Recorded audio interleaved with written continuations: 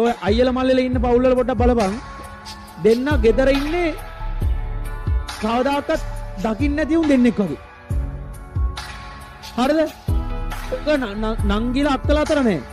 කොල්ලෝ අයියයි මල්ලි ඉන්නවනම් උන් ළඟින් ගියත් එක්කේ නෑ. ඌව ගණන් ගන්න එකෙන් සරලව කිව්වොත් මල්ලිට අයියා කෙනෙක් නෑ අයියට මල්ලි කෙනෙක් නෑ වගේ සීන් එකේ තමයි උන් දෙන්න ඉන්නේ.